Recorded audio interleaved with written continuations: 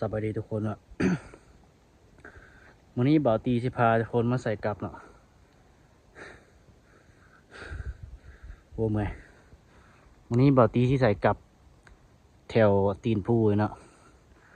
กับบกไก่บ้านหลายเนาะแถวบ้านนี่แหละนี่เนาะวิวอันนี้วิวของบ้านบ่าวตีเองเนาะอันนี้จะเป็นบ้านของบ่าวตีเลยนี่ธรรมศาสตร์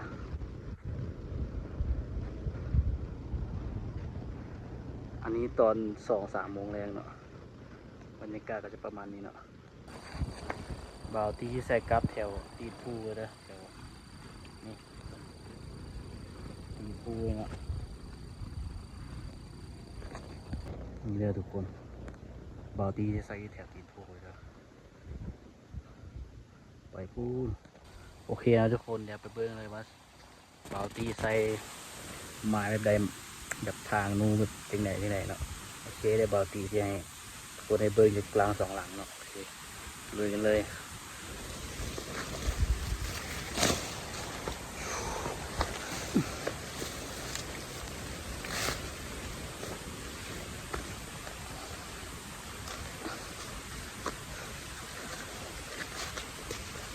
เมื่อยเ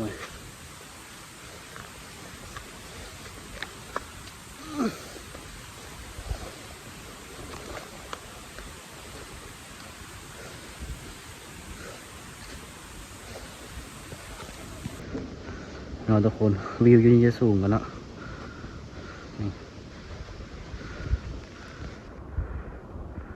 วิวงามทุกคนเอาบรรยากาศยามแรงมาฝากทุกคนในเบิ้ง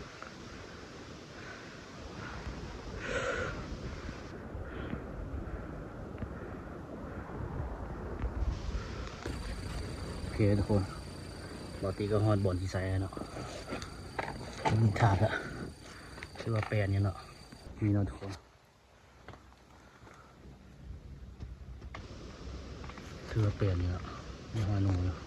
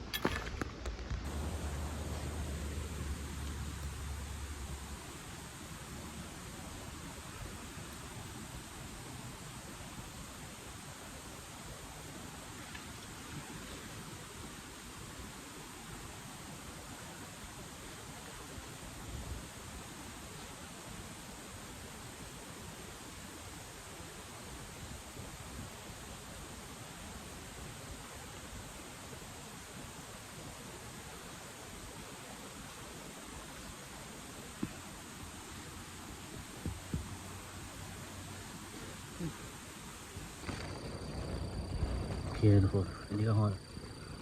บนหลังที่2นะบนหลังที่ใส่เนาะนี่ทุกคนมีหอยหนึ่งเนาะโอเค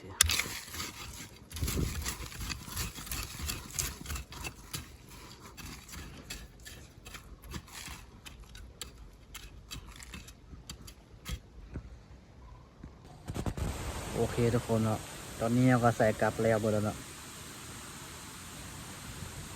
อันนี้ก็ใกล้สิค่ำแล้วเดี๋ยวจะให้ทุกคนเบิ่งวิวเนาะว่าสวยงามจังไดเนาะเสียนี้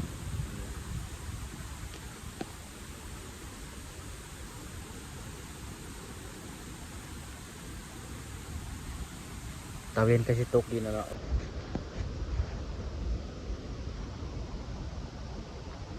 อันนี้คือวิวบ้านของบ่าวตีเนาะมีแต่ภูมีแต่ป่า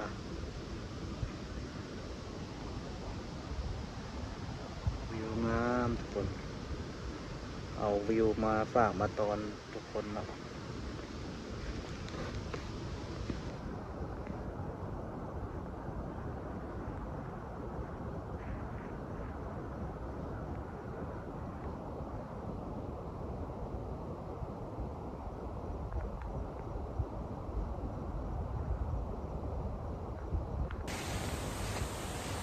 แล้วทุกคนเดี๋ยวปอตีจะจิกลับให้กันแล้วเนาะโอเคเดี๋ยวถ้ารุ่นเบิ้งมือกันว่าสิถือหรือบ่ถือเนาะสิมาหรือบ่มาเนาะมื้อนี้เป็นวันที่31เนาะอยู่แถวบ้านของเจ้าก็กินเหล้ากินเบียร์เนาะแต่ว่าเบาตีบ่แม่นสายกินสายเหล้าสายเบียร์เนาะเบาตีมักหาอยู่หากินเนาะโอเคทุกคนไปรุ่นเบิ้งมือเนาะว่าสิมาบ่มาโอเคไปกันได้สบายดีตอนเช้าเนาะสบายดีเช้าของวันที่1เนาะโอเคสบายดีเนาะทุกคนเนาะวันนี้บ่าวตีสิพาทุกคนมาหยามกลับแต่บ่าวตีใส่เมื่อคืนนี่เนาะเมื่อวานนี้เนาะอากาศหนาวหลายเนาะตอนนี้ก็10 โมงเนาะแต่ว่าแดดยังบ่ออกเนาะหมอกเต็มเลยทุกคนหมอกเต็มเนาะ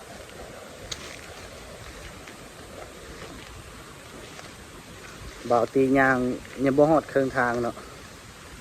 แต่ว่าถ่ายสีไปทุกคนในเบืองเนาะหมอกเนาะนี่เราทุกคนหมอกเต็มบ่าวตีใส่ตีนปุยเทิงอยู่แถวเทิงพุ่นเนาะนี่หมอกเต็ม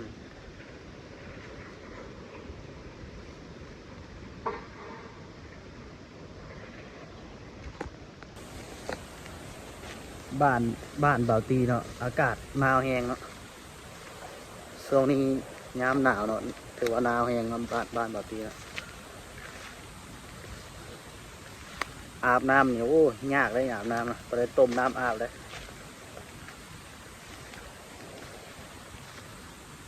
ขนาดยังบ่ฮอดบอลใส่กลับแล้วเนี่ยยางก็หอบละไป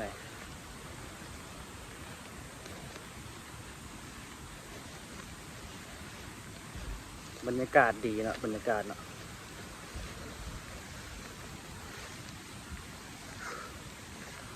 เจ้าทุกคนเดี๋ยวฮอดบอลตีใส่กลับเลยบอลตีสุดท้ายทุกคนในเบืองเนาะเจ้าทุกคนไปกันเลยโอเคทุกคนมาฮอดบอลตีใส่กลับกันเนาะแล้วบอลตีโดยถ่ายทุกคนในเบืองโอเคเบื้องหลังแรกแล้วเนาะเมื่อยเนาะหอบหลังแรกโบทิกเนาะ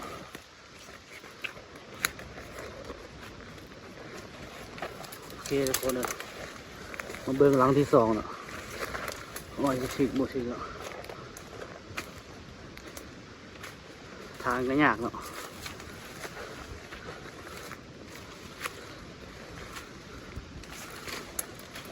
เรียบร้อยทุกคน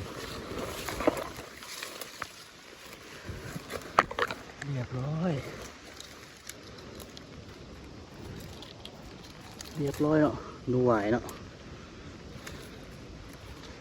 นี่หนูไหวใส่งามๆนี่นะทุกคนแต้มแรกแทกมาเนาะหนูไหวมันมาเนาะมันนี่เนาะแต้มแรกเก็บก่อนขออนุญาตเก็บก่อนนะโอเคเป็นรุ่นรางต่อไปเนาะเงียบไม่ได้บ่นี้มาแล้วเนาะรางที่2 นาทีแล้วเนาะโอเคเดี๋ยวไปเบิ่งรางต่อไปทุกคนบรรยากาศตอนเช้าเนาะ10 โมงเนาะ10 โมงแล้วนี่แต่ทางเขาออกเมื่อกี้ตอนบาตีขึ้นมาเดี๋ยวจะบอกเนาะทุกคนในเบิ่งบรรยากาศเนาะ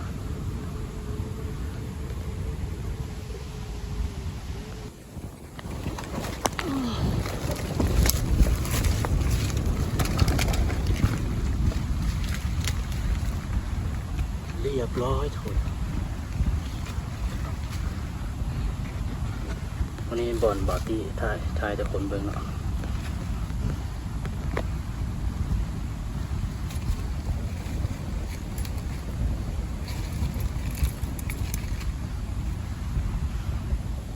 แต่ที่ 2นะนูวายเนาะนี่เนาะนูวายเนาะบาตีได้ตัวที่ 2แล้วขออนุญาตเก็บก็ได้นี่ โอเคทุกคนเดี๋ยวรุ่นรางต่อไปเนาะ มี 2 ตัวเนาะ ตัวที่ 1 เนาะ ตัวที่ 2 เนาะ บาตีได้ตัวที่ 2 แล้ว นี่ โอเค บาตีได้ตัวที่ 2 แล้ว นี่ โอเค ทุกคน เดี๋ยวรุ่นรางต่อไปเนาะ มี เนาะแต้มที่สองโอเคทุกคนเดี๋ยวเบื้องหลังต่อไปนะโอเคเนาะทุกคนเบื้องหลังต่อไปนะเรียบร้อยทุกคนเรียบร้อย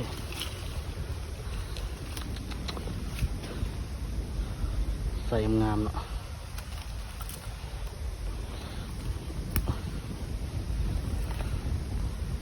ใส่งามยังไงอยู่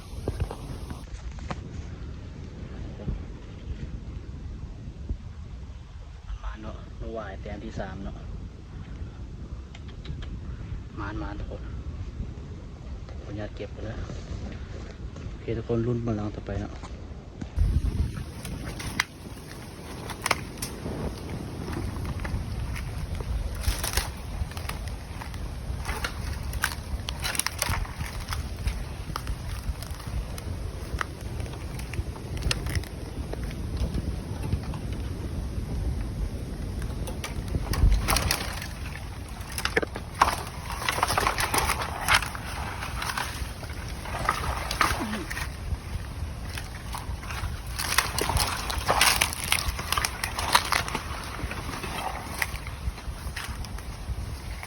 เรียบร้อยทุกคน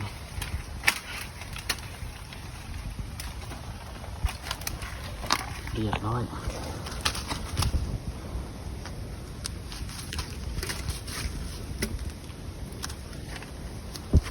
เรียบร้อยเนาะ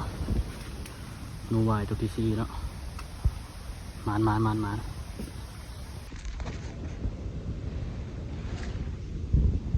นูวายตัวที่สี่เนาะมานทุกคนโอเคไปเบื้องหลังต่อไปเนาะ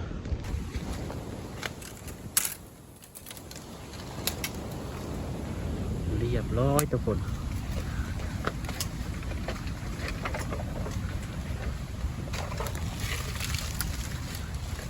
ตัวนี้บ่ใหญ่เนาะ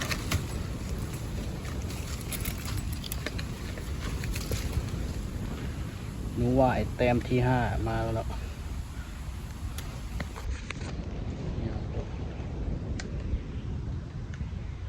ว่าแต้มที่ห้าเนาะ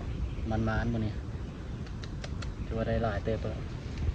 โอเคทุกคนนะรุ่นเบื้องหลังต่อไปเนาะไปเลย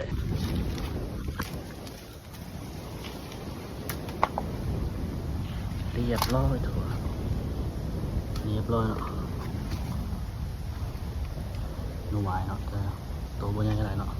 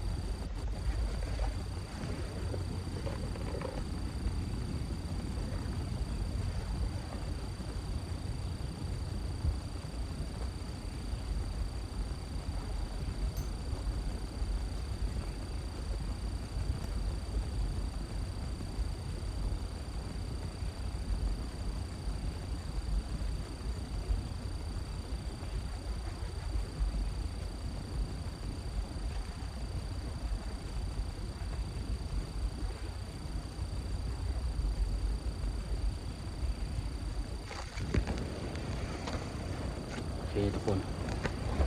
เราติใส่มันเรียบร้อยเนาะโอเคทุกคนเดี๋ยวเบิ่งรุ่นน้องต่อไปเนาะว่าสิคิวตัวสิคิวหรือบ่คิวเนาะโอเครุ่นน้องต่อไปเนาะ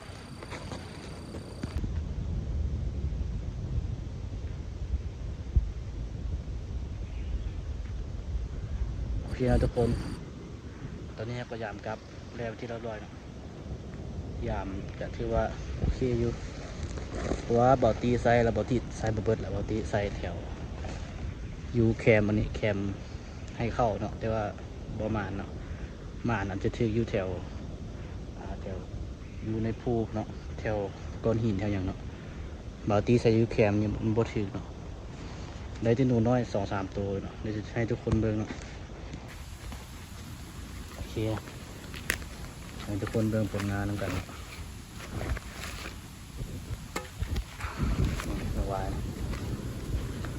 แต้ม2 แต้ม3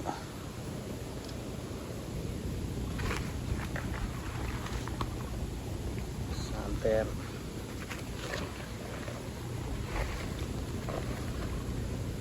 4 แต้ม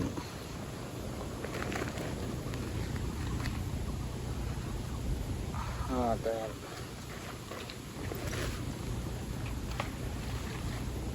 6 แต้มเนาะลุงไหวบาตี้ได้แต่6 แต้มเนาะแล้วก็บาตี้ตัวบาตี้ว่าวนะตัวไซส์ที่แข็งให้นะมันมีได้โลน้อยเนาะได้3 ตัวนะบาตี้บริถ่ายเนาะผลงานมื้อนี้เนาะ1 แต้ม2 แต้ม3 แต้ม4 แต้ม5 แต้ม6 แต้ม7 แต้ม8 แต้ม9 แต้มนะทุกคน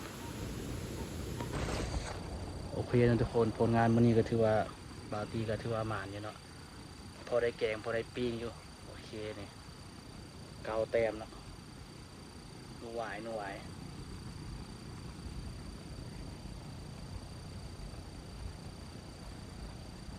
โอเคทุกคนเดี๋ยวฝากกดติดตามกดไลค์กดใจบาตี้เด้อเพราะว่าบาตี้สิเฮ็ดคลิปแบบนี้แหละหาอยู่หากินนี่สิแหละก็ฝากทุกคนเป็นกำลังใจให้บาตี้เด้อฝากกดติดตามไปเด้อเป็นกำลังใจให้เนาะ